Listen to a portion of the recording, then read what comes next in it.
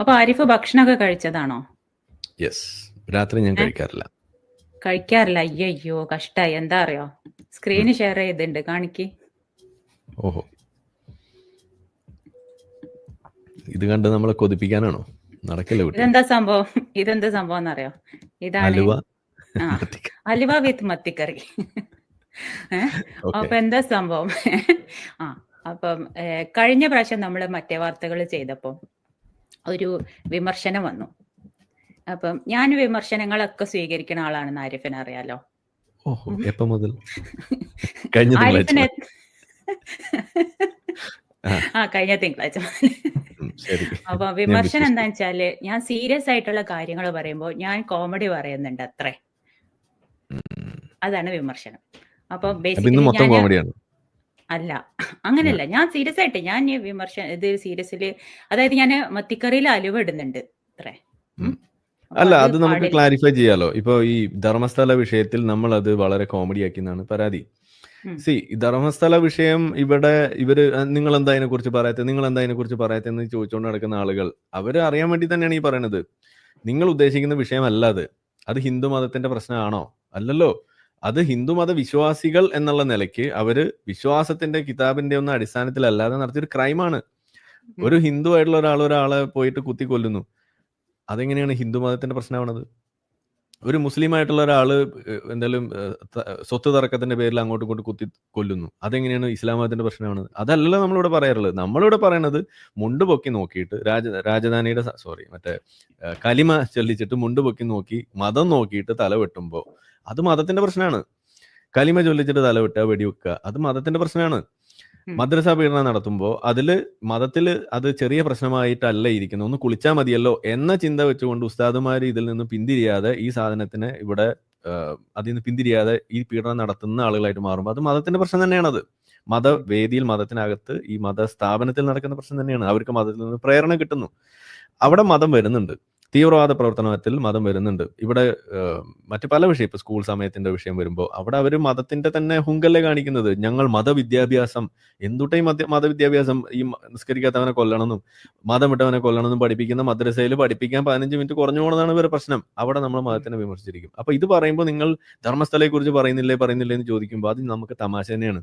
അതിൽ നിങ്ങൾ വെറുതെ നിലവിളിച്ചിട്ട് കാര്യമൊന്നുമില്ല. അവിടെ തമാശ ആക്കാനേ നമുക്ക് പറ്റുള്ളൂ. പക്ഷെ എന്നിട്ടും നമ്മൾ നമ്മളുടെ മാന്യത കൊണ്ട് അതിലെ കാര്യമായിട്ട് അവസാന ഭാഗം നമ്മൾ പറഞ്ഞു വെച്ചിട്ടുണ്ട്. തുടക്കത്തിൽ മാത്രമേ അല്ല, ഞാനത് സർക്കാസ്റ്റിക് ആയിട്ട് പറഞ്ഞേ ഉള്ളൂ. ഞാനിത് ജസ്റ്റിഫൈ ഒന്നും ചെയ്യുന്നില്ല. കാരണം നമ്മൾ തമാശ ആക്കിയിട്ടില്ല. ഒന്നാമത് നമ്മൾ തുടക്കത്തിൽ ഇൻട്രോയിൽ മാത്രം കുറച്ച് ഇത് ഉയർത്തിക്കൊണ്ടുവന്ന ആളുകളുടെ ആ ഒരു നിലവാരമില്ലായ്മയെ തമാശയാക്കി. അത് തമാശ അതാണ്.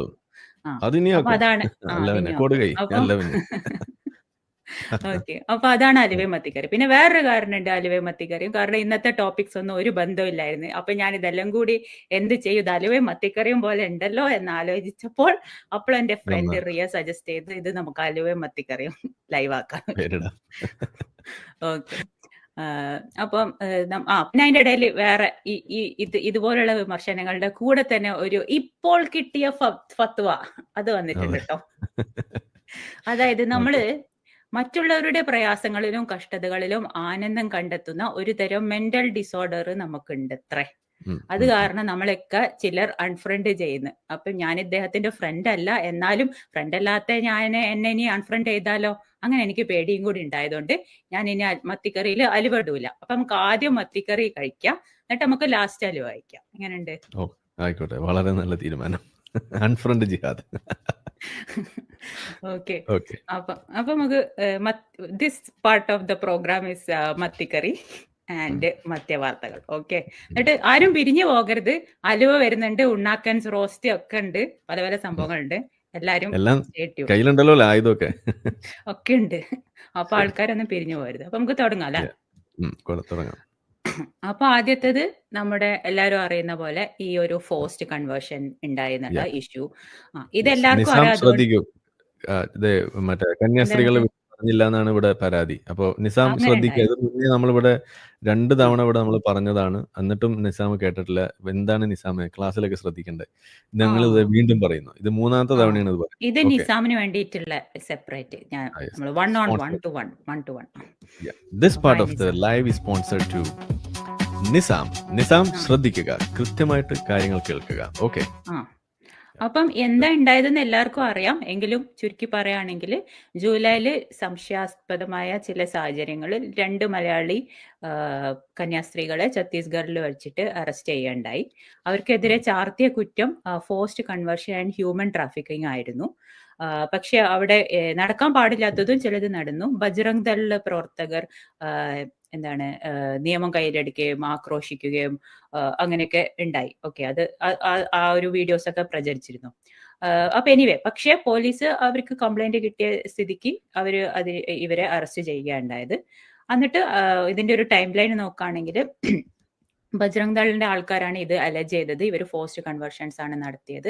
ഇവര് 2-3 പെൺകുട്ടികളും കൊണ്ടിട്ട് ഒരു സ്ഥലത്തേക്ക് യാത്ര ചെയ്യുകയായിരുന്നു. അപ്പൊ യാത്രാ മധ്യേ ദുർഗ് എന്ന് പറഞ്ഞ സ്ഥലത്താണ് ഇവരെ അറസ്റ്റ് ചെയ്യുന്നത്. പക്ഷേ പെൺകുട്ടികളുടെ ഫാമിലി പറഞ്ഞത് അത് ഫോഴ്സ്ഡ് കൺവേർഷൻ അല്ല, അവർ ജോലിക്ക് പോകുന്നതാണ്, ഇവർ പിടിച്ചുകൊണ്ട് പോകുന്നതെന്നല്ലാന്ന് അപ്പൊ തന്നെ ഈ പെൺകുട്ടികളുടെ ഫാമിലി പറയുന്നുണ്ടായിരുന്നു. പിന്നെ അതിന്റെ ഇടയ്ക്ക് CBCI പോലുള്ള ക്രിസ്ത്യൻ സംഘടനകൾ ഇത്തരത്തിലുള്ള അറസ്റ്റുകൾ ബേസ്ലെസ് ആൻഡ് അവരെ ഹ്യൂമിലേറ്റ് ചെയ്യാൻ വേണ്ടി വേണമെന്ന് വെച്ചിട്ട് ഛത്തീസ്ഗഡ് ഗവൺമെന്റ് ചെയ്യുന്നതാണ്, ബജ്റംഗ് ദളിന്റെ ട്യൂണിനനുസരിച്ച് ആണ് പോലീസ് പ്രവർത്തിക്കുന്നത് എന്ന തരത്തിലുള്ള ആഹ്വാനങ്ങളൊക്കെ ഉണ്ടായിരുന്നു. പക്ഷേ ഛത്തീസ്ഗഡ് ഗവൺമെന്റ് അപ്പോഴും അതൊരു വിമൻ സേഫ്റ്റി ഇഷ്യൂ ആണ്, അത് റിയലി ട്രാഫിക്കിംഗ് ആണെന്നുള്ള സ്റ്റാൻഡ് തന്നെ എടുത്തു.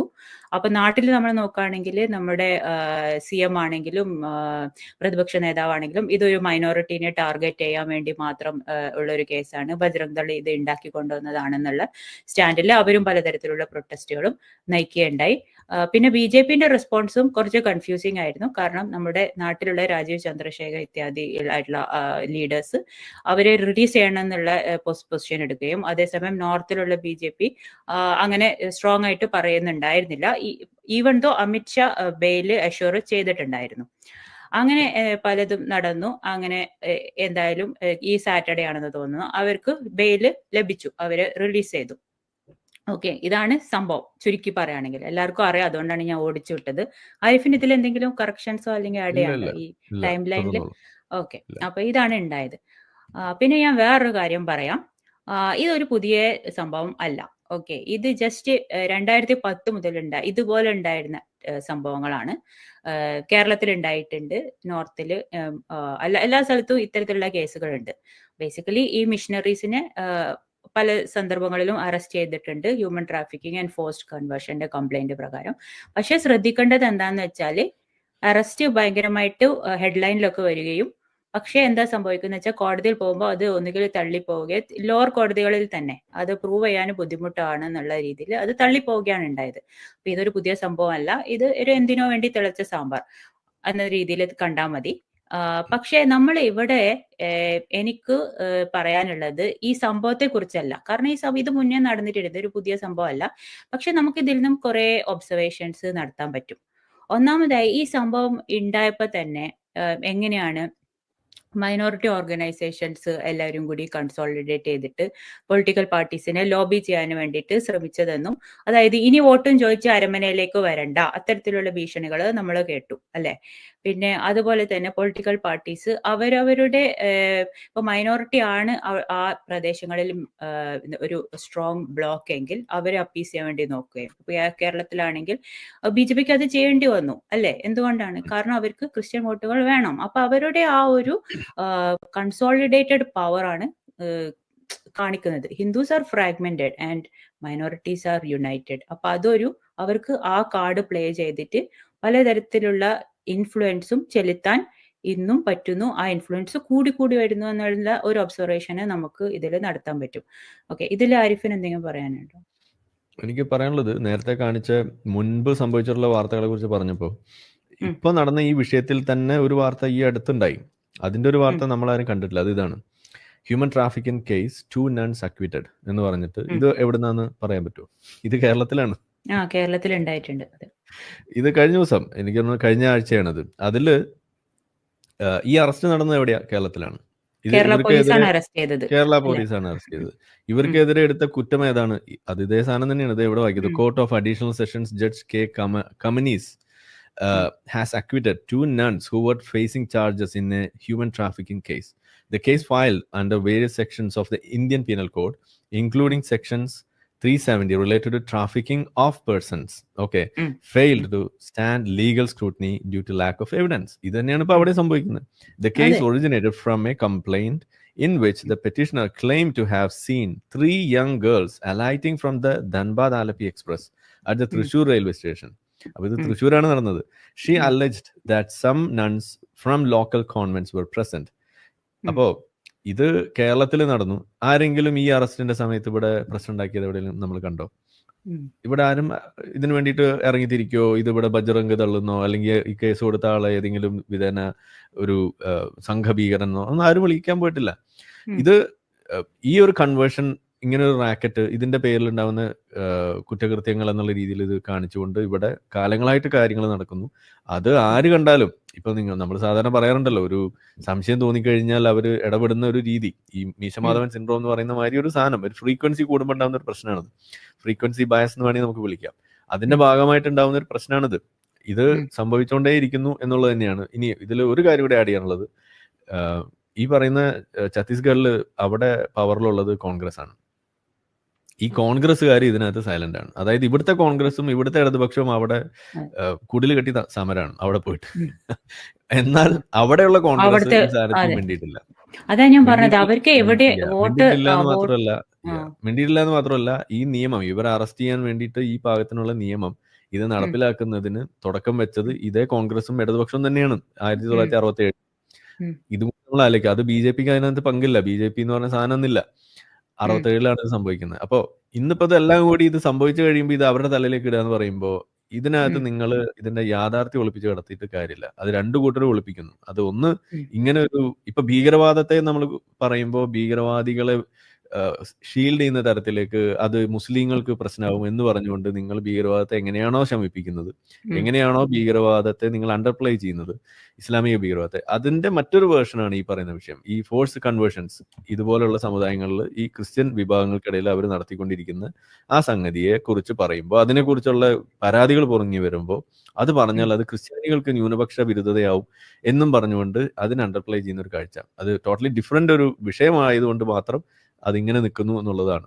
ഓക്കെ, അതെ. പിന്നെ എന്തിനാണ് NIA കോടതി ഇതിൽ വരുന്നത്? അതൊക്കെ ആ കേസിന്റെ നേച്ചർ അങ്ങനെയാകുമ്പോൾ അവരിടപെടും. പിന്നെ ഹ്യൂമൻ ട്രാഫിക്കിംഗ് എന്നൊക്കെ കേൾക്കുമ്പോൾ നമുക്ക് എന്തോ തോന്നും. പക്ഷേ നിയമം എന്ന് പറഞ്ഞു കഴിഞ്ഞാൽ അങ്ങനെയല്ല വർക്ക് ചെയ്യുന്നത്. ഇത്തരത്തിലുള്ള ഒരു കേസ് വരുമ്പോൾ ഹ്യൂമൻ ട്രാഫിക്കിംഗ് എന്നുള്ള ഭാരതീയ ന്യായ സംഹിതന്റെ വകുപ്പാണ് വരുന്നത്. അപ്പൊ അത് വരും. അപ്പൊ അതിനിങ്ങനെ പറഞ്ഞിട്ട് കാര്യമില്ല. അപ്പൊ അത് അന്വേഷിച്ചു, തെളിവില്ലെങ്കിൽ അവര് പുറത്തുവിടും. അത് തന്നെയാണ് കാര്യം. പിന്നെ ഇതിൽ വേറൊരു കാര്യം സംഭവിച്ചത്, ഇവിടെ ഭയങ്കര വിക്ടിം കാർഡ്. ആരാ ഇറക്കണ വിക്ടിം കാർഡ്? ക്രിസ്ത്യാനികളല്ല. ക്രിസ്ത്യാനികൾ ഇറക്കുന്നുണ്ട്, പക്ഷെ വിക്ടിം കാർഡ് ഓൺ സ്റ്റിറോയിഡ്സ്. അതാണ് മറ്റേ സൈഡില്. നിങ്ങൾ എന്താണ് വിക്ടിം കാർഡ് ഇറക്കാത്ത? കുത്തി ചിരിക്കുക പലരും. ഞങ്ങൾ ചെയ്യുന്നത് കണ്ടിട്ടില്ലേ? ഞങ്ങള് പറയുന്ന പോലെ നിങ്ങൾ എന്താ പറയാത്ത? അങ്ങനെ പറഞ്ഞിട്ട് പറയാം. അപ്പൊ അതിൽ നമ്മളെ ബാസിലൊക്കെ ഉണ്ടായിരുന്നു ഭയങ്കര അസ്വസ്ഥത. എന്താ ഒരു വിക്ടിം കാർഡ്? ഒരു വിക്ടിം കാർഡിന് അത്ര വലിപ്പം പോരല്ലോ. നമ്മളത് അൽ വിക്ടിം കാർഡ് ഇത് കണ്ട് പഠിച്ചുകൂടെ ഞങ്ങൾക്ക് എന്നൊക്കെ ചോദിച്ചിട്ട്. പിന്നെ സുഹരി ഉസ്താദ് വരെ ഇതിൽ വീഡിയോ ഒക്കെ ഇട്ടിട്ടുണ്ടായിരുന്നു. കണ്ടിരുന്നോന്ന് അറിയില്ല. അപ്പൊ അപ്പം ഇത് ഇങ്ങനത്തെ ഉള്ള സംഭവങ്ങൾ ഇത് മറ്റവർക്കൊരു എന്താ പറയാ, ഒരു അവസരമായി വരികയാണ്. ഞങ്ങൾ അന്നേ പറഞ്ഞില്ലേ ഇങ്ങനെയാണ് അങ്ങനെയാണെന്ന് പറഞ്ഞിട്ട്. പക്ഷെ ഈ കേസുകളൊക്കെ തള്ളിപ്പോവാണ് ഉള്ളത്. ഓക്കെ, അവര് കുറച്ച് അതില് അനുഭവിച്ചു, അതില് തെളിവില്ലെങ്കിൽ അത് ഇറ്റ് ഈസ് റിഗ്രറ്റബിൾ. അങ്ങനെ എന്താണ് ജയിലിലൊക്കെ മോശം സ്ഥിതി ഉണ്ടായിരുന്നു എന്നൊക്കെ കേൾക്കുന്നു. അതൊക്കെ റിഗ്രറ്റബിൾ ആണ്. പക്ഷെ അറ്റ് ദ സെയിം ടൈം നിയമത്തിന്റെ വഴിയിലൂടെ പോയി. അല്ലാതെ ബജ്റംഗ് ദൾ ആയതുകൊണ്ട് അവർക്ക് ജാമ്യം കിട്ടാതിരുന്നിട്ട് ഒന്നും ഇല്ല, അല്ലെ? പിന്നെ പക്ഷേ അത് മാത്രമല്ലെന്നേ, ഇവിടെ ഇതിന്റെ പ്രതികരണങ്ങൾ കേട്ട് കഴിഞ്ഞാൽ നമ്മൾ മനസ്സിലാക്കുക എന്താണ്, ബജ്റംഗ് ദള് ഇടപെടുന്നു, അവരെ ഇന്റിമിഡേറ്റ് ചെയ്യുന്നു, അടിക്കാൻ ഓങ്ങുന്നു, തെറി വിളിക്കുന്നു. അതൊക്കെ വളരെ തെറ്റായിട്ടുള്ള, വളരെ ഒരു തീവ്രമായ ആക്ടിവിറ്റി തന്നെയാണ്. തീവ്രവാദം തന്നെയാണത്. അവരുടെ ഒരു വലതുപക്ഷ തീവ്രവാദം തന്നെയാണ്, അതിലൊരു സംശയമില്ല.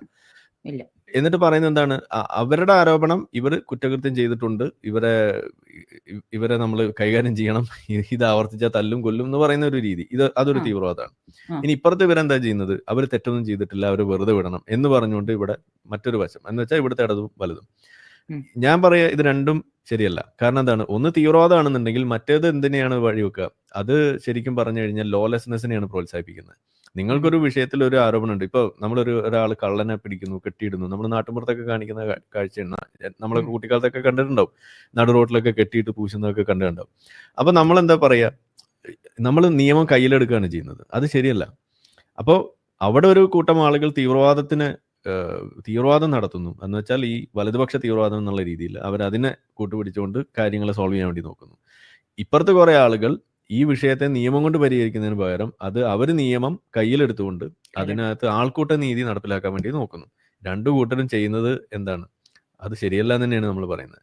ശരിക്കും നമ്മൾ പറയേണ്ടത്, അങ്ങനെ പരാതി ഉണ്ടെങ്കിൽ പോലീസ് കേസ് എടുത്തിട്ടുണ്ടെങ്കിൽ അത് അന്വേഷണം നടക്കട്ടെ. അങ്ങനെ അന്വേഷണം പെട്ടെന്ന് നടത്തി അതിനകത്ത് ഈ ഹ്യൂമൻ ട്രാഫിക്കിംഗ് പോലുള്ള ഇഷ്യൂ വന്നതുകൊണ്ട് തന്നെയാണ് അവിടെ NIA പോലുള്ള സംഘടനകൾ അവിടെ വന്ന് അത് അന്വേഷണം നടത്തി പെട്ടെന്ന് തന്നെ അതിന്റെ ഫലത്തിലേക്ക് പോകാൻ വേണ്ടി പറ്റുന്നതും ഇന്നിപ്പോൾ അവർക്ക് ജാമ്യം കിട്ടുന്ന അവസ്ഥയിലേക്ക് വരുന്നത്. ഇതാണ് അവിടെ നടക്കുക.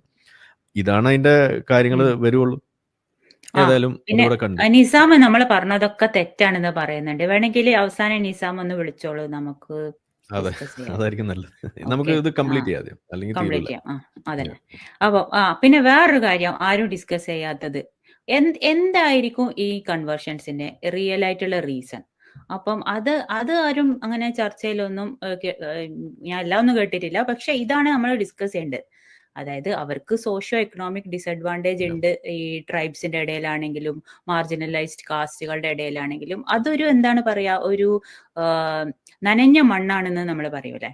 അവിടെ പോയി കൺവേർഷൻസ് നടത്താനുള്ള ഗ്യാപ്സ് ഉണ്ട്. പിന്നെ ഇത് നോക്ക്, ഇതിപ്പോ ഈ റിപ്പോർട്ടർ TVയിൽ ഇവരുടെ ഇന്റർവ്യൂ വന്നാണ് ഇന്ന് രാവിലെ. ഓക്കെ, എന്താ അവർ പറയുന്നത്? ഞങ്ങൾ ജോലി ചെയ്ത് കുടുംബം പോറ്റണം, സംരക്ഷിക്കാം, ജോലി നൽകാം, പഠിപ്പിക്കാം എന്ന് അവർ ഉറപ്പു നൽകി. അതുകൊണ്ട് ഇവർ ക്രിസ്ത്യാനികളായിരുന്നു, അതുകൊണ്ട് അവർ കൺവേർട്ടായി. എന്താണത്? അത് മാനിപ്പുലേഷൻ അല്ലേ? നമ്മൾ കൺസെന്റിന്റെ കാര്യത്തിലൊക്കെ പറയാറില്ലേ? അപ്പം ഇങ്ങനെയാണോ നിങ്ങൾ ഇത് ഇങ്ങനെ തന്നെയാണ് മതപരിവർത്തനം? അതിപ്പോ മുസ്ലിങ്ങളുടെയിലേക്കാണെങ്കിലും ക്രിസ്ത്യാനികളിൽ ഇത് ശരിയാണോ? ഇത് ഇങ്ങനെ കൺവേർട്ട് ചെയ്യുന്നത്? അപ്പൊ നമ്മൾ പറയാം ഇത് ഫോഴ്സ്ഡ് ആയിട്ട് കയ്യാമം വെച്ച് പോയി കൺവേർട്ട് ചെയ്തതല്ല, അവര് സ്വന്തം ഇഷ്ടപ്രകാരം. പക്ഷെ എന്തായിരുന്നു അതിന്റെ സാഹചര്യം? പ്രലോഭനമാണ് അതിന്റെ സാഹചര്യം. അപ്പൊ അതിനു വേണ്ടിയിട്ടുള്ള നീക്കങ്ങളാണ് നമ്മൾ നടത്തേണ്ടത്. അല്ലാണ്ട് കൺവേർട്ട് ചെയ്യരുത് അങ്ങനെയല്ല. നമ്മൾ ആ സെക്ടേഴ്സിൽ പോയിട്ട് അവിടെ ഉന്നമനം വരുത്താനാണ് നോക്കേണ്ടത്. അപ്പം അല്ലെങ്കിൽ ഇത് കണ്ടിന്യൂ ചെയ്തുകൊണ്ടിരിക്കും. പിന്നെ ഇത് ഞാൻ ഇപ്പോഴും പറയുന്നത് ഇത് ഫോഴ്സ്ഡ് കൺവേർഷൻ തന്നെയായിട്ട് നമുക്ക് എടുക്കാൻ പറ്റുള്ളൂ അല്ലേ? അവര് ഈ മതത്തിൽ ആകൃഷ്ടരായിട്ട് ഇപ്പൊ വന്നതൊന്നുമല്ല. അങ്ങനെ അല്ലാത്തടത്തോളം കാലം അതെങ്ങനെ നമുക്കൊരു റിയൽ കൺവേർഷൻ ആണെന്ന് പറയാൻ പറ്റും? ആരിഫിന് എന്താ പറയാനുള്ളത്? കൺവേർഷൻ അതിന്റെ പേരിലുള്ള പ്രശ്നങ്ങൾ ഇവിടെ നമ്മൾ കാണുകയാണ്. ഇത് ഇന്നും ഇന്നലെ തുടങ്ങിയതല്ല. ഇങ്ങ് കേരളത്തിൽ പോലും അതിന്റെ പേരിൽ കേസുകൾ ചാർജ് ചെയ്യപ്പെടുന്നു. തൃശ്ശൂർ കേസ് വരെ നമ്മൾ കണ്ടു. അപ്പൊ കൺവേർഷൻ എന്ന് പറയുന്നത് ഒരു യാഥാർത്ഥ്യമാണ്. അപ്പൊ ഈ കൺവേർഷൻ നടക്കുന്നത് ആരെയാണ്? അത് ഈ ബാക്ക്വേർഡ് ആയിട്ടുള്ള കമ്മ്യൂണിറ്റിയിൽ പെട്ടിട്ടുള്ള ആളുകളാണ്. പ്രത്യേകിച്ച് ഈ ദളിത് വിഭാഗത്തിൽപ്പെട്ടുള്ള ആളുകൾ, അതല്ലെങ്കിൽ അങ്ങനെ വളരെ സമൂഹത്തിൽ താഴേക്കടയിൽ എന്നൊക്കെ പറയുന്ന തരത്തിലുള്ള ആളുകളുടെ ഇടയിലാണ് ഇത് നടക്കുന്നത്. അപ്പോൾ ഇവരെ ടാർഗറ്റ് ചെയ്യാൻ പാകത്തിന് ഇവരെ നിലനിർത്തുന്നത് എന്താണ്? അത് ഇവിടുത്തെ സിസ്റ്റത്തിന്റെ പോരായ്മകളാണ് അവരെ ആ രീതിയിൽ നിലനിർത്തുന്നത്. ഇപ്പോൾ നമ്മൾ ചോദിക്കാറുണ്ടല്ലോ, ഇപ്പോൾ അംബാനിയൊക്കെ പോട്ടെ, ഒരു ഫൈനാൻഷ്യലി വെൽ ടു ഡു ഒരു സെറ്റപ്പ് ഉള്ള ഒരു അഫ്ലുവൻ്റ് ആയിട്ടുള്ള ഒരു ഫാമിലിനെ പോയിട്ട് നിങ്ങൾക്ക് അവരെ പറഞ്ഞ് ഇതേപോലെ മാനിപ്പുലേറ്റ് ചെയ്ത് ഇതേപോലുള്ള ഈ ജോലി തരാം, കുടുംബം പോറ്റാം, അതിനുള്ള സംവിധാനം ഒരുക്കി തരാം എന്നൊക്കെ പറഞ്ഞുകൊണ്ട് ഒരാളെ കൺവേർട്ട് ചെയ്യാൻ നിങ്ങൾക്ക് പറ്റുമോ? ഒരു മാന്യമായിട്ട് ജീവിക്കുന്ന, ജോലിയെടുത്ത് ജീവിക്കുന്ന ഒരു ആളെ സംബന്ധിച്ചത് അവരുടെ അടുത്ത് പോയിട്ട് എന്താ നിങ്ങൾ പറയുക? അവിടെ അടുത്ത് നിങ്ങൾ പോയിട്ട് ജിഹാദി ആശയങ്ങൾ പറയുന്ന മാതിരി മറ്റേ യഥാർത്ഥ ദൈവം യേശുവാണ് ദൈവം എന്നൊക്കെ പറഞ്ഞിട്ടായിരിക്കും അവിടെ നിങ്ങൾ പോയിട്ട് കൺവേർഷൻ നടക്കുന്നത്. പക്ഷെ ഇവിടെ പോയിട്ട് നിങ്ങൾ ഈ പറയുന്ന കാര്യങ്ങൾ പറഞ്ഞ് ചെയ്യുന്നത് എന്തുകൊണ്ടാണ്? അത് അവരുടെ ആ സോഷ്യൽ ബാക്ക്വേർഡ്നെസ് തന്നെയാണ് അതിന്റെ കാരണം. അപ്പൊ ഈ സോഷ്യൽ ബാക്ക്വേർഡ്നെസ് ക്ലിയർ ചെയ്യാൻ എന്ത് സംവിധാനമാണ് ഇവിടുത്തെ ഗവൺമെന്റ് ചെയ്യുന്നത്? ഈ ഫോഴ്സ്ഫുൾ കൺവേർഷൻ തടയാൻ വേണ്ടിയിട്ട് നിയമങ്ങൾ ഉണ്ടാക്കുന്നു, സംവിധാനങ്ങൾ അവിടെ ഒരുക്കി നിർത്തുന്നു. പക്ഷെ യഥാർത്ഥത്തിൽ ഈ ഫോഴ്സ്ഫുൾ കൺവേർഷൻ തടയേണ്ടത് അങ്ങനെയല്ലല്ലോ. അതിനെ തടയേണ്ടത് ഈ പറയുന്ന അവരുടെ സോഷ്യൽ ബാക്ക്വേർഡ്നെസ് നിങ്ങൾ അപ്ലിഫ്റ്റ് ചെയ്തുകൊണ്ടല്ലേ. അതിനെന്ത് ചെയ്യാൻ കഴിയും? അവിടെയാണ് നമ്മളുടെ രാജ്യത്തിന്റെ ഏറ്റവും വലിയ ശാപം. അത് ഈ പറയുന്ന ജാതി വ്യവസ്ഥിതി എന്ന് പറയുന്ന സാധനം അവിടെ വരുന്നത്. അതിനെ ഓവർകം ചെയ്യാതെ, അതിനെ തുടച്ചു നീക്കാതെ ഈ രാജ്യം രക്ഷപ്പെടില്ല. അതൊരു വളമാണ് സത്യത്തിൽ. ഈ പറയുന്ന ജിഹാദി കൂട്ടങ്ങൾ ആയാലും ശരി, ഈ കുഞ്ഞാട് കൂട്ടങ്ങളായാലും ശരി, രണ്ടുപേർക്കും ഇത് വളരെ വലിയ ഒരു മണ്ണായിട്ട് മാറുന്നതാണ്. ഇവര് തന്നെയാണ് ചെയ്യുന്നത്. നമ്മൾ കേൾക്കാറുണ്ടല്ലോ, ഇപ്പോൾ തമിഴ്നാട്ടിൽ 400 പേര് ഒരുമിച്ച് ഇസ്ലാം മതത്തിലേക്ക് ജോയിൻ ചെയ്തു. എങ്ങനെയാ ചെയ്യുന്നത്? ഇത് തന്നെയാണ് അവർ പറയുന്നത്. അവർക്ക് അവരുടെ ജോലി കൊടുക്കുന്നു, വീട് വെച്ച് കൊടുക്കുന്നു, ഇങ്ങനെ പല സാധനങ്ങൾ ചെയ്തു കൊടുക്കുന്നു. എന്നിട്ട് അവർ മതത്തിലേക്ക് വരുന്നു എന്ന് പറയുന്നു. ഇത് കാണിച്ചുകൊണ്ട് അവർ പണം പറ്റുന്നു. ഇപ്പോൾ ക്രിസ്ത്യൻ ഇതിനെക്കുറിച്ച് പറയുകയാണെങ്കിൽ അവർക്ക് മിഷണറി ഫണ്ടിങ് നമുക്ക് പറയാറുണ്ടല്ലോ, വിദേശ ഫണ്ടിങ് അടക്കമുള്ള സാധനങ്ങൾ അവർ കൈപ്പറ്റുന്നു. നമ്മൾ ഇസ്ലാമിലേക്ക് വരികയാണെങ്കിൽ അതിനും അങ്ങനെ സംവിധാനങ്ങൾ. ഇത് തന്നെയാണ് ഇവിടെ നടക്കുന്നത്. അപ്പോൾ ഇതിൽ യഥാർത്ഥത്തിൽ ഇനി നമ്മളുടെ ഇസ്ലാമിൻ്റെ പറയുകയാണെന്നുണ്ടെങ്കിൽ ഹജ്ജിൻ്റെ അവകാശികൾ പറയുമ്പോൾ അതിൽ ഒരു വിഭാഗം 8 അവകാശികളിൽ ഒന്ന് ഇസ്ലാമിലേക്ക് വരാൻ സാധ്യതയുള്ള ആളുകൾക്ക് തന്നെയാണ് പറഞ്ഞു വെച്ചിരിക്കുന്നത്. അപ്പോൾ അതിൽ ഇത് തന്നെയാണ് വരിക. അവർക്ക് വീട് വെച്ച് കൊടുക്കാനായാലും ശരി, സക്കാത്തിൻ്റെ ഫണ്ട് ഉപയോഗിച്ചുകൊണ്ട് അത് ചെയ്തു കൊടുക്കും. ഇത് തന്നെയാണ് അവിടെ വരിക. അപ്പോൾ ഇത് ഈ സെമറ്റിക് മതങ്ങളുടെ ഒരു രീതിയാണിത്. ഇത് ഹിന്ദു മതത്തിൽ നിങ്ങൾക്ക് ഇങ്ങനെ ചെയ്യാൻ വളരെയധികം പരിമിതികളുണ്ട്. കാരണം അതിനങ്ങനെ ഒരു മതത്തിൻ്റെ ഒരു ചട്ടക്കൂടില്ല. ജാതികളാണ് സത്യത്തിൽ അടിസ്ഥാനപരമായിട്ട്, പിന്നെ കുറേ വിശ്വാസക്കൂട്ടങ്ങൾ. അപ്പോൾ അത് നിങ്ങൾക്ക് അങ്ങനെ പ്രോസിലിറ്റൈസേഷൻ എന്ന് പറയുന്ന സംഗതി അല്ല. പിന്നെ വിശ്വാസ സ്വാതന്ത്ര്യം എന്ന് പറയുമ്പോൾ നമ്മൾ പറയുന്നു ഇവിടെ വിശ്വസിക്കാനുള്ള സ്വാതന്ത്ര്യമാണ്, വിശ്വസിപ്പിക്കാനുള്ള സ്വാതന്ത്ര്യമല്ല എന്നതും കൂടി ആണ് നമ്മളിവിടെ തിരിച്ചറിയേണ്ടത്. അതായത് ഇവിടെ നടക്കുന്നത് വിശ്വസിപ്പിക്കലാണ്. നിങ്ങൾ ഈ മതത്തിലേക്ക് കൺവേർട്ട് ചെയ്യിപ്പിക്കുക എന്ന് പറയുന്ന സംഗതി വിശ്വസിപ്പിക്കുക എന്ന് പറയുന്നതിന് തുല്യമാണ്. അതിനല്ല ഇവിടെ അവകാശമുള്ളത്, വിശ്വസിക്കാനാണ് ഇവിടെ അവകാശമുള്ളത്. ഒരാൾ വന്ന് വിശ്വസിപ്പിക്കുന്നു എന്നുള്ള സംഗതി അതൊരു പ്രശ്നമായിട്ട് തന്നെയാണ് ഞാൻ കാണുള്ളൂ. കാരണം അത് നമ്മളുടെ ഈ സോഷ്യൽ സെക്യുലർ ഫാബ്രിക്കിന് വളരെയധികം ദോഷം ഉണ്ടാക്കുന്ന കാര്യമാണ്. ഓക്കെ, അപ്പൊ നമുക്ക് അടുത്തതിലേക്ക് പോവാം. അതിൻ്റെ ഇടയിൽ കൺവേർഷന്റെ ഇടയിൽ കൂടെ വേറെ ഒരു വാർത്തയും കൂടി ഉണ്ട്. ഇത് നമ്മുടെ കാക്കാൻ കൺവേർഷൻ. ഇത് എന്റെ ചാനലിൽ നിന്നുള്ള. അതെ അതെ, ജനൻ ടിവിയിൽ മാത്രമേ ഉള്ളൂ ഇത് കേട്ടോ. ഞാൻ അത് ചോദിച്ചു വരണ്ട. അതെ, ചില വാർത്തകൾ അങ്ങനെയാണ്, അവര് മാത്രമേ റിപ്പോർട്ട് ചെയ്യാനുണ്ടാവുള്ളൂ. മറ്റുള്ളവർക്കൊക്കെ ഇത് മറ്റേ വാർത്തകളായിരുന്നു. അതെ അതെ അതെ, അത് അവരുടെ മറ്റേ വാർത്തകൾ. അപ്പൊ ഇതൊരു സ്കൂളിൽ പഠിക്കുന്ന കുട്ടി, പ്രായപൂർത്തി അല്ലാത്തൊരു കുട്ടീനെ അദ്ദേഹം പ്രേമിക്കുന്നു എന്നാണ് പറയണത്. എന്നിട്ട് മതം മാറ്റാൻ നോക്കുകയും, കുട്ടി ഹിന്ദു ആണ്, അപ്പം കുറി തൊടുന്നതും അമ്പലത്തിൽ പോകുന്നതും ഒക്കെ വിലക്കുകയും അത്തരത്തിലുള്ള ഒരു കേസാണ്. അപ്പൊ അവരുടെ മദറും ഒക്കെ ഇങ്ങനെ കംപ്ലൈന്റ് ചെയ്തിട്ടാണ് ഇത് പുറത്തു വന്നത്. എന്നിട്ട് പോക്സോ കേസും ചെലുത്തിയിട്ടുണ്ട്, കാരണം കുട്ടി പ്രായപൂർത്തി അല്ല എന്നുള്ളതിന്. അപ്പൊ ഇവിടെ നമ്മൾ നോക്കുമ്പോൾ ഇതിപ്പോ ശരിക്കുള്ള ഒരു പ്രണയമാണോ എന്ന് നമുക്ക് തോന്നാലോ. ഇത് ലവ് ജിഹാദ് ആണോ അല്ലെങ്കിൽ ശരിക്കുള്ള ഒരു പ്രണയമാണോ? പക്ഷെ ഇതിന്റെ ആ ഒരു ലക്ഷണങ്ങളൊക്കെ വെച്ചിട്ടും അതൊരു ലവ് ജിഹാദ് മോഡൽ തന്നെയാണ് പോകുന്നത്. പക്ഷെ നമുക്ക് വെയിറ്റ് ആൻഡ് വാച്ച് ചെയ്യാം, കാരണം ഇത് ജസ്റ്റ് വന്നിട്ടേ ഉള്ളൂ. ആരിഫിന് എന്താ പറയാനുള്ളത്? ഇതിൽ മറ്റൊരു പറയാൻ പോകുന്നത് തന്നെയാണ്, ഇത് ശരിക്കും പ്രണയിച്ചതാണ്. ഒന്നാമത് ഇത് ചെറിയ കുട്ടിയാണ്. അപ്പൊ ഇതില് വേറെ അതൊന്നും ജസ്റ്റിഫൈ ചെയ്യാൻ നോക്കണ്ട. നിങ്ങളുടെ ചർച്ചയിൽ ഞാൻ പങ്കെടുത്തിട്ടുണ്ടായിരുന്നു. ഇതിലെ പ്രശ്നം ഈ ഒന്നാമത്തെ കാര്യം, ഈ ലവ് ജിഹാദ് എന്നുള്ള വാക്ക് വളരെ മിസ്ലീഡിംഗ് ആണ്. അതെപ്പോഴും നമ്മൾ അവരോട് പറയാറുള്ളതാണ്. ഇത് കൺവേർഷൻ ജിഹാദാണ് ഇവിടെ നടക്കുന്നത്, പച്ചയ്ക്ക് പറഞ്ഞാൽ. ലവ് ഇല്ല. അവരുടെ ലക്ഷ്യം എന്താണ്? ഒരാളെ ഇസ്ലാമിലേക്ക് കൊണ്ടുവരാൻ വേണ്ടിയിട്ടുള്ള ഒരു മാനസികമായിട്ട് ഉള്ളിൽ കിടക്കുന്ന ഒരു ലക്ഷ്യം തന്നെ. ഇപ്പം നമ്മളൊക്കെ ഒരു കാലത്ത് ഇങ്ങനെയൊക്കെ മനസ്സിൽ കൊണ്ടുവന്നിരുന്ന ആൾ തന്നെയാണ്. അതുകൊണ്ട് നമുക്ക് പറയാലോ. കാരണം നമ്മൾ കല്യാണം കഴിക്കുകയാണെന്നുണ്ടെങ്കിൽ അന്യമതത്തിൽപ്പെട്ട ഒരാളെ കല്യാണം കഴിച്ചാൽ അവരെ മതത്തിലേക്കും കൂടി കൊണ്ടുവരാമല്ലോ എന്ന ചിന്ത പങ്കുവെക്കുന്ന വേദികളിൽ ഞാൻ ഉണ്ടായിട്ടുണ്ട്. ഈ പറയുന്ന പള്ളി സലഫി സർക്കിൾസിൽ നടക്കുന്ന കാര്യമാണ് ഈ പറയുന്നത്.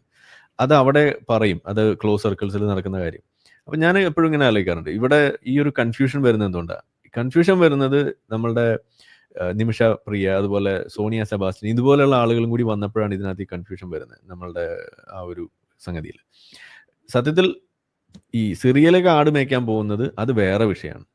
ഓക്കെ, നിങ്ങൾ ഒരാളെ പരിചയപ്പെട്ട് അതിൽ കല്യാണം കഴിക്കണം എന്നുണ്ടെങ്കിൽ മതം മാറിയാലേ പറ്റൂ എന്ന് പറഞ്ഞുകൊണ്ട് മതം ഒരു നിബന്ധനയാക്കി വെച്ച് ഇല്ലെങ്കിൽ അവിടെ ബ്രേക്കപ്പിലേക്ക് പോകുന്ന ഒരു പരിപാടി ഉണ്ടെങ്കിൽ അത് വേറെ വിഷയമാണ്.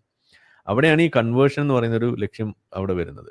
അത് കൺവേർട്ട് ആയി കഴിഞ്ഞാൽ ചിലപ്പോൾ അവർ മാന്യമായിട്ട് ജീവിച്ച് മുന്നോട്ട് പോകും. ചില ആളുകൾ നമ്മൾ പരിചയപ്പെട്ടിട്ടുള്ള ഒരുപാട് ആളുകൾ നമ്മളോട് പരാതി വന്ന് പറഞ്ഞിട്ടുള്ളത് കല്യാണം കഴിഞ്ഞതിന് ശേഷം തനിയുടെ സ്വഭാവം പുറത്തു വന്നു എന്നുള്ള രീതിയിൽ. എന്ന് വെച്ചാൽ പിന്നെ വളരെ വലിയ ടോർച്ചറിങ്ങും കാര്യങ്ങളൊക്കെ ആയിട്ട് അങ്ങനെയും ഉണ്ടാവാറുണ്ട്. അപ്പോൾ ടോർച്ചറിങ് ഒന്നും അത് വേറെ വിഷയം. പക്ഷേ അവിടെ അവരുടെ ലക്ഷ്യം പൂർത്തീകരിച്ച് കഴിയുമ്പോൾ പിന്നെ ആ രീതിയിലേക്ക് അങ്ങ് പോകണം. ഇപ്പം നമ്മളുടെ ചാനലിൽ തന്നെ ഒരിക്കൽ ഒരു പെൺകുട്ടി വന്നിട്ട് ഒരു അനുഭവം പറഞ്ഞിട്ടുണ്ടായിരുന്നു. അവർ കല്യാണം കഴിക്കാൻ വേണ്ടി വന്നു നിന്നപ്പോൾ അവരുടെ ബോയ് ഫ്രണ്ടിന്റെ വീട്ടിൽ 5 പേരാണ് ഇതേപോലെ ഒരേപോലെ മറ്റു മതത്തിൽപ്പെട്ടുള്ള ആളുകളെ കല്യാണം കഴിച്ച 5-6 പേര്. അതെ. അപ്പോ അതൊക്കെ കണ്ടോടുകൂടി ആ കുട്ടി പിന്നെ അത് അവിടുന്ന് ഓടി രക്ഷപ്പെടുന്ന ഒരു അവസ്ഥ ഉണ്ടായെന്നാണ് പറയുന്നത്. അപ്പൊ അത് വന്ന അനുഭവം പറയണ്ടായിരുന്നു. അനുഭവം പറഞ്ഞതിന്റെ പേരിൽ പിന്നെ ആ പയ്യൻ വന്ന് എനിക്കിവിടെ വോയിസ് മെസ്സേജും ഭയങ്കര ഇതായിരുന്നു. പിന്നെ നമ്മളതങ്ങ് വിട്ടു. ഇതാണ് ഉണ്ടായത്. അപ്പൊ എന്തായാലും അങ്ങനെയുള്ളൊരു സാധനമുണ്ട്. ഇവിടെ മറ്റേ സംഗതി ഈ പറയുന്ന സിറിയയിലേക്ക് പോകുന്നത് അത് വേറെ തന്നെ. അത് അഖില ഹാദിയ വിഷയത്തിൽ നമ്മൾ പോയാൽ നമുക്ക് മനസ്സിലാവും. അഖില ഹാദിയ അവിടെ ലവ് ജിഹാദ് അല്ല. അഖില ഹാദിയ വിഷയത്തിൽ പച്ചയ്ക്ക് പറഞ്ഞാൽ അഖില ഈ ഇസ്ലാമിലേക്ക് ആകൃഷ്ടയായിരുന്നു. അവളുടെ തലയിലേക്ക് മതം കുത്തിവെച്ച് അവൾക്ക് മതത്തിൽ വിശ്വാസം വന്നു. ആ വിശ്വാസത്തിന്റെ അടിസ്ഥാനത്തിൽ ജീവിക്കണമെന്നുണ്ടെങ്കിൽ ഉള്ള വഴി തേടി നോക്കുമ്പോൾ പുറത്തേക്ക് പോകണം. പുറത്തേക്ക് പോകുമ്പോൾ ഇതേപോലെ ആട് മേയ്ക്കുന്ന അവസ്ഥ വരെ വരുമ്പോൾ അവിടെ ഒരു ആൺതുണ വേണം. അങ്ങനെ ആൺതുണ തേടേണ്ടി വന്നത് എപ്പോഴാണ്? ഒറ്റയ്ക്ക് വേണമെങ്കിൽ പോകാമായിരുന്നു. പക്ഷേ ചില റെസ്ട്രിക്ഷൻസ് ഉണ്ട്. നമുക്കറിയാലോ ഇസ്ലാമിൽ അങ്ങനെ ആൺതുണ ഇല്ലാതെ ഒന്നും ഈ ശരിയ ബൗണ്ട് ആയിട്ടുള്ള സ്ഥലത്തേക്ക് പോകാൻ പറ്റില്ല. അവിടെ ഒരു ആൺതുണ വേണം. അതോടൊപ്പമാണ് ഈ കേസ് വന്നത്. കേസ് വന്നു കഴിഞ്ഞപ്പോൾ ഭർത്താവിന്റെ തീരുമാനത്തിനനുസരിച്ച് ജീവിക്കാം എന്നുള്ളൊരു സാധനം അവിടെ കൊണ്ടുവരാൻ വേണ്ടിയിട്ടാണ് അവർ പെട്ടെന്ന് തന്നെ ഈ ഷെഫിൻ ജവാനെ പിടിച്ച് കെട്ടിക്കുന്നത്. ഇതാണ് അവിടെ സംഭവിക്കുന്നത്. അല്ലാതെ ഷെഫിനുമായിട്ട് പ്രണയത്തിലായിരുന്നില്ല, അവിടെ ഒരു ലൈംഗിക ചൂഷണം നടന്നിട്ടില്ല, അതൊന്നും അവിടെ, അത് വേറെ തന്നെ ഒരു വിഷയമാണ്. എന്നാൽ നമ്മൾ കേരള സ്റ്റോറി കണ്ട പോലെയുള്ള വിഷയങ്ങൾ അതും ഇവിടെ ഉണ്ടായിട്ടുണ്ട്. നിങ്ങളെ പ്രണയിക്കുന്നു, നിങ്ങളെ നിങ്ങളെ തലയിലേക്ക് ഈ ഇസ്ലാം മതം അടിച്ചു കയറ്റുന്നു, എന്നിട്ട് നിങ്ങളെ മതത്തിലേക്ക് ആകൃഷ്ടരാക്കുന്നു, എന്നിട്ട് യഥാർത്ഥ ജീവിതം നയിക്കാൻ വേണ്ടി നിങ്ങളെ പ്രേരിപ്പിക്കാൻ വേണ്ടി പോകുമ്പോൾ നിങ്ങൾക്ക് ഭർത്താവിനെ വേണമെന്ന് പറയുന്നു. ആ സമയത്ത് ഇതേപോലെയുള്ള ചില ഈ പ്രെഡേറ്ററി സെക്ഷൽ പ്രെഡേഷൻ അവിടെ നടക്കുന്നു. അതിന്റെ പേരിൽ അവസാനം പിന്നെ അവരെ ലോക്ക് ചെയ്തുകൊണ്ട് അവരെ വീണ്ടും പുറത്തേക്ക് കൊണ്ടുവന്നു. അങ്ങനെ പോയിട്ടുള്ള ആളുകൾ അത് ലോകത്ത് ജീവിക്കുന്ന തെളിവുകളുണ്ട്. ഇന്ത്യയിൽ നിന്ന് തന്നെ ഉണ്ട്, കേരളത്തിൽ നിന്ന് തന്നെ ഉണ്ട്. ഇനി ഇന്ത്യയിലെയും കേരളത്തിലെയും പറയുമ്പോൾ സംഖ്യകളിൽ പറയുന്നതുകൊണ്ട് നിങ്ങൾക്ക് അത് വിടാം. എന്നിട്ട് UK കേസുകൾ നിങ്ങൾക്ക് എടുക്കാമല്ലോ, സ്വീഡനിൽ നിന്നുള്ള കേസുകൾ നിങ്ങൾക്ക് എടുക്കാമല്ലോ, അതെന്താ നിങ്ങൾക്ക് എടുക്കാൻ പറ്റാത്ത? അപ്പൊ ഇതിവിടെ നടക്കുന്ന കാര്യമാണ്. അത് വേറൊരു തരം ജിഹാദാണ്. ഇപ്പോൾ ജനം TV നമ്മൾ ചർച്ച ചെയ്യുമ്പോഴായാലും ഇത് ഇല്ല എന്ന് പറയുന്ന ആളുകളായാലും ഉണ്ടെന്ന് പറയുന്ന ആളുകളായാലും പ്രശ്നം ഇത് രണ്ടും കൂടി കൂട്ടിക്കൊഴിച്ചിട്ട് അവർ പറയുന്നത്. ഇത് വേർതിരിക്കലാണ് നമ്മൾ ഏറ്റവും വലിയ എക്സ് മുസ്ലിം എന്നുള്ള രീതിയിൽ നമ്മൾ ഏറ്റവും വലിയ മെനക്കെടായിട്ട് വരുന്നത്. അതാണ് സമയം നമുക്ക് കൂടുതൽ ചെലവഴിക്കേണ്ടി വരുന്നത്. യെസ്, ഞാൻ ഒറ്റ കാര്യം പറഞ്ഞിട്ട് അടുത്തതിലേക്ക് പോകും. അതായത് നിങ്ങളൊരു ആളെ പ്രണയിക്കുകയാണെന്ന് വിചാരിക്കുക, ആളൊരു മുസ്ലിം ആണെന്ന് വിചാരിക്കുക. The moment he starts talking religion, run for your life, just get the hell out. അയാൾ എത്ര നല്ല ആളാണെങ്കിലും. ഞാനിപ്പോ എന്റെ ഇൻസ്റ്റാഗ്രാമിൽ ഒരു പെൺകുട്ടി ഇത് ചോദിച്ചു ഇങ്ങനെ ഇരിക്കണ്ടായിരുന്നു. ആളോട് ഞാനിതേ പറഞ്ഞിട്ടുള്ളൂ.